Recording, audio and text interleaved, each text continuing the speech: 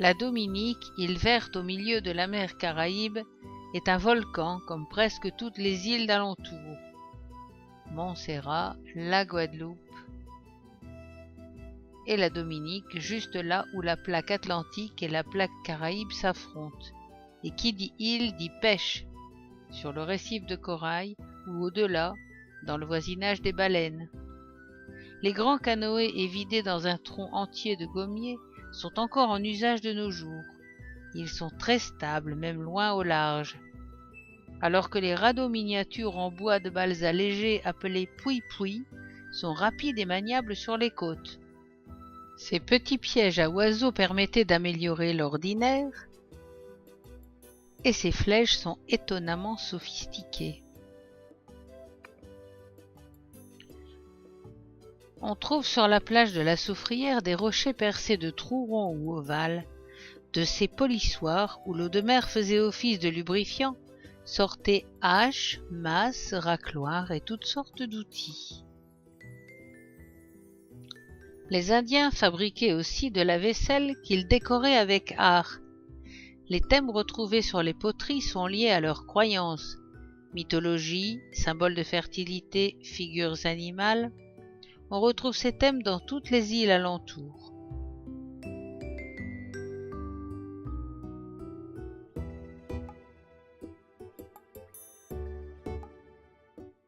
Reconstitution d'une case en roseau et des différents types de mobilier, paniers, vanneries, calebasses à décor anthropomorphes qu'on pouvait trouver à l'époque.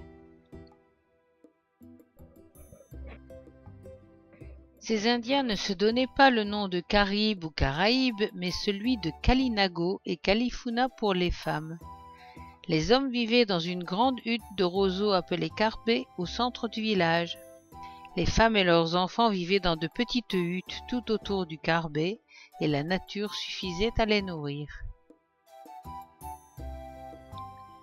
Une réserve Kalinago avec son chef indépendant a été créée en 1903 par les Britanniques pour abriter les derniers descendants de ces tribus indiennes.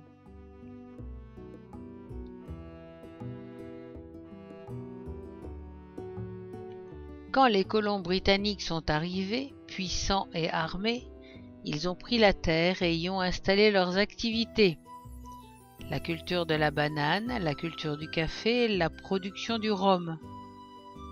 Ils ont réduit les populations en esclavage et ont amené de nombreux esclaves noirs razziés sur les côtes d'Afrique.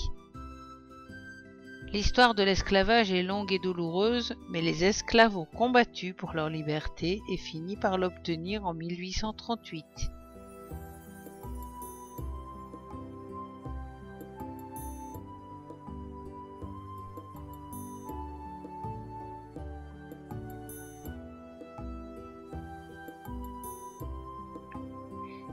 Les activités économiques ont beaucoup pâti de ces combats.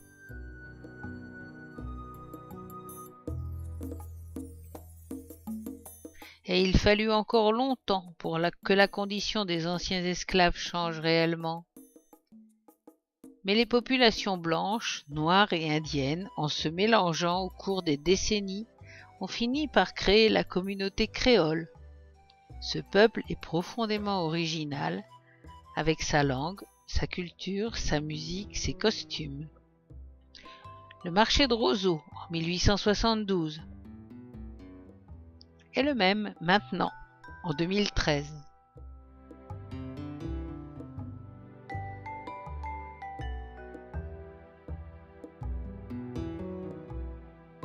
En 1810